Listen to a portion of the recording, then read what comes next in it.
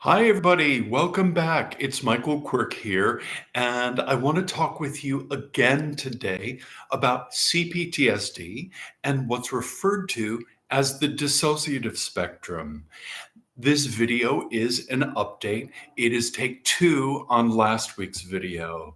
I received a lot of very kind feedback on that video, so thank you very much.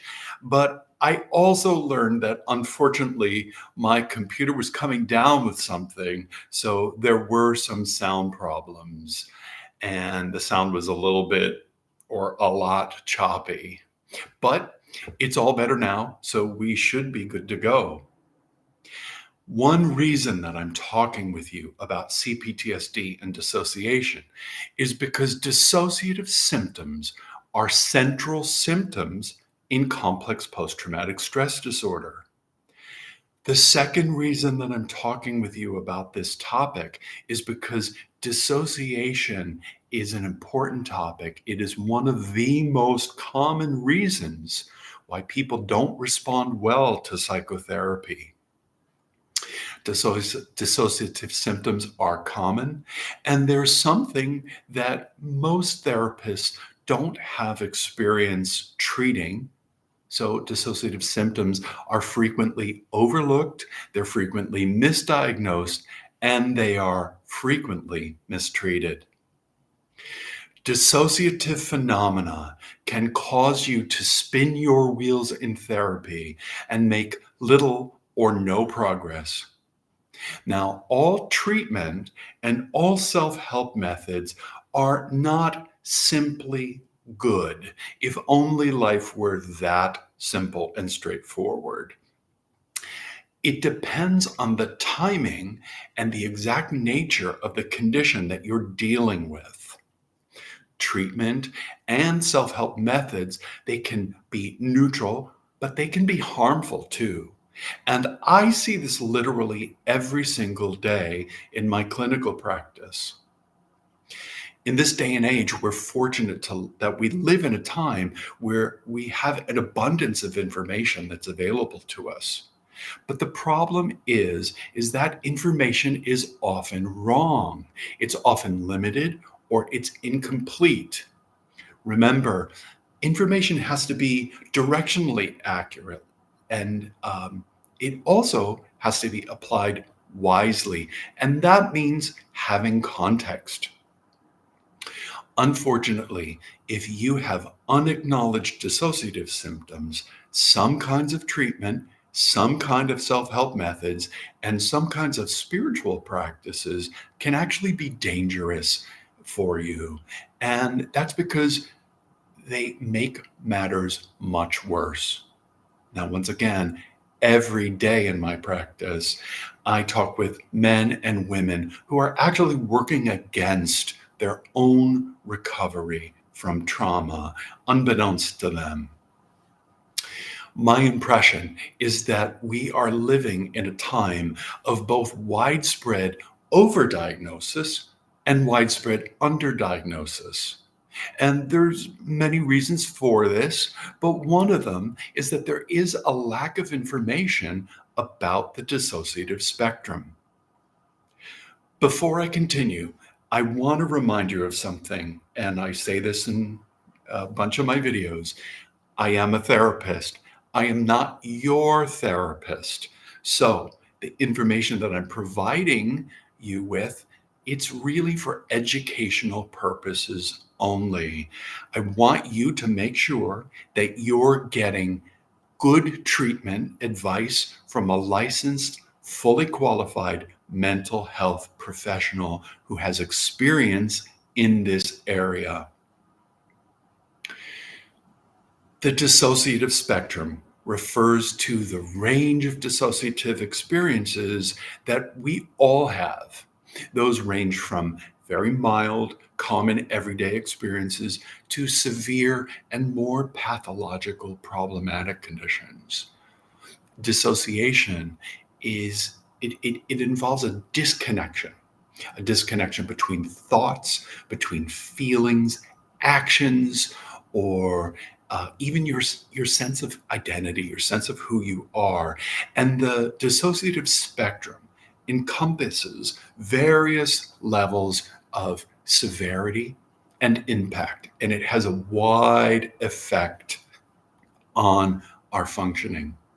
So here is an overview of the dissociative spectrum. Let's start with mild dissociative experiences. These are common. They're everyday occurrences, and they typically don't cause problems for us. Most people experience them occasionally or even daily. So one example is daydreaming. You zone out. You get lost in your thoughts, often while you're doing mundane tasks. You are not that interested in cleaning your bathroom, so you think about other things while you do it. I've done that. So mild, so these forms of dissociation are a mild disconnection from your immediate environment. The second kind of mild dissociative experience is one of absorption. And again, these can be healthy, they can be helpful, they can be adaptive, they can be skillful. This is when you become fully engrossed in a book, a movie, or some sort of activity to the extent that you lose awareness of time and your surroundings. And often this can feel quite good. So, for example, the other day I was playing tennis with some friends and I completely lost track of time. We played for hours and it felt like we played for 5 minutes. So, again, these are very common and usually enjoyable experiences. Here's another example. You may have heard the term highway hypnosis, and this is where you're driving a familiar route and you don't remember parts of your journey because you're lost in thought. You're just in the habit of turning right at the Chevron gas station. You do that over and over and over again. You don't even think about it. We're talking about automatic behavior that you don't have conscious awareness of. You're not thinking and paying attention to each action. Your body, your mind, your whole system is just on autopilot. Now let's talk about moderate dissociative experiences. These can cause some discomfort, but typically not too much. They don't significantly impact or impair your daily functioning. Now, I have quite a few clients in my practice who deal with this range of dissociation. It can involve depersonalization. Now, this is where you feel detached from yourself, as if you're observing yourself from outside your own body. Um, it can often be transient and related to stress or fatigue. Now, I'm seeing this more and more because, for whatever reason, the last couple of years, I've had a number of men and women who have had histories of early sexual abuse. And they learned at a very young age, or I should say, their body mind system learned at a very young age to disconnect and to essentially leave their bodies. Another thing that's common is what we call derealization. And that's when we feel like the external world somehow feels unreal or dreamlike. A man that I work with was talking with me about, he says that sometimes he feels as if somebody's given him a drug and he just starts to feel weird, is how he describes it. And it's something that passes, but it is very palpable. Now, again, this is a symptom that can accompany high stress, high anxiety. It is something that typically goes away on its own. It comes and goes. Sometimes people have mild dissociative, pardon me, amnesia. And that's where we forget important but non-essential details. So minor conversations, minor circumstances, again, often related to high stress and emotional overwhelm or fatigue. Let's move on to severe dissociative experiences. Now, these are more intense and they can significantly impact your daily life and they can get in the way of your effective functioning. They are usually associated with a formal diagnosis of a dissociative disorder. So we'll start with dissociative amnesia. And that is the inability to recall important personal information. And this is often connected to a traumatic experience. The memory loss, it's something that goes just beyond ordinary forgetting. That's not what we're talking about here. And it is something that usually, as you can imagine, it causes people significant distress. Uh, there are also dissociative fugues.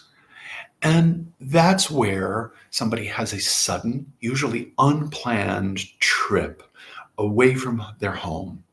And they also have an inability to recall what happened. Now, you can imagine how troubling that could be for a person.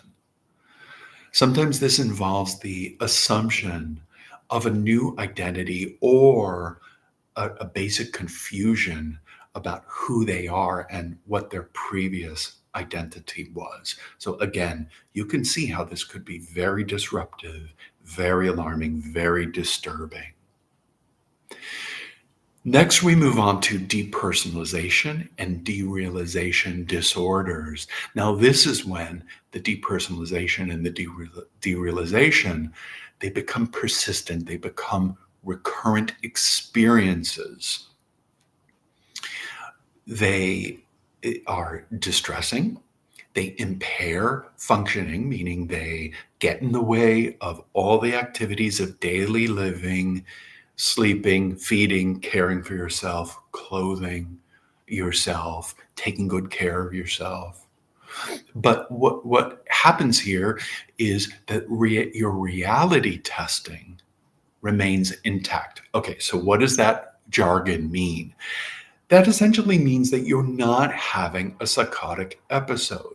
You're not hallucinating. You're not delusional. You don't have delusional beliefs or thoughts.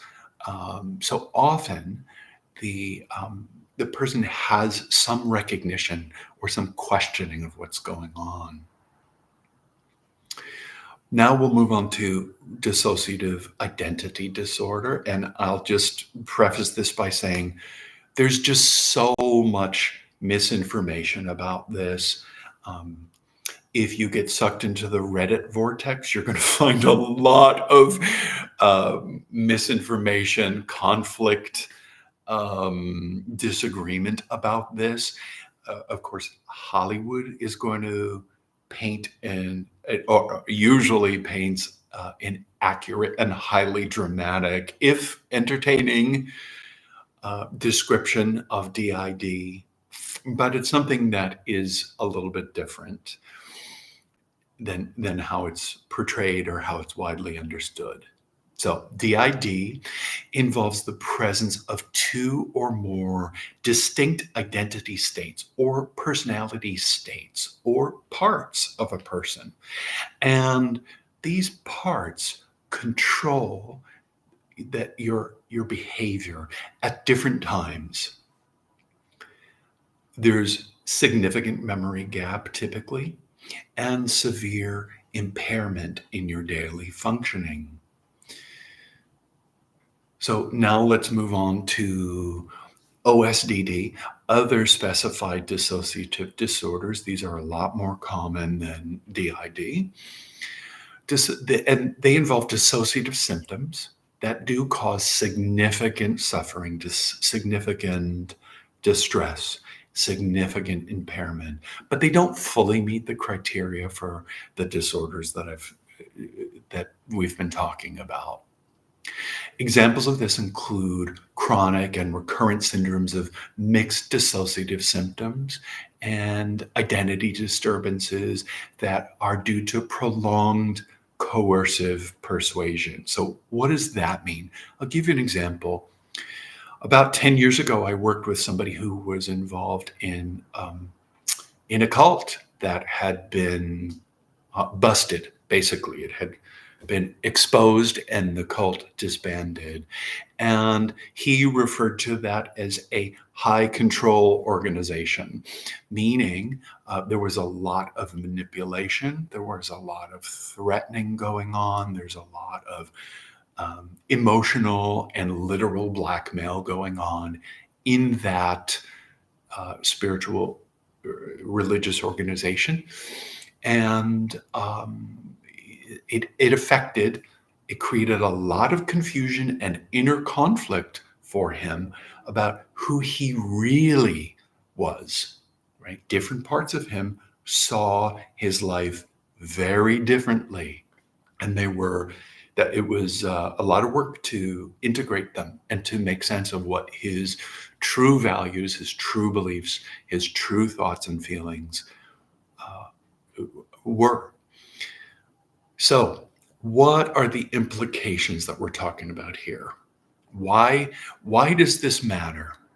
It's because understanding this spectrum of dissociation is going to help you if you're a clinician. It's also going to help you if you're a patient or a client. It's going to help you identify the range and the severity of the symptoms that you're confronting.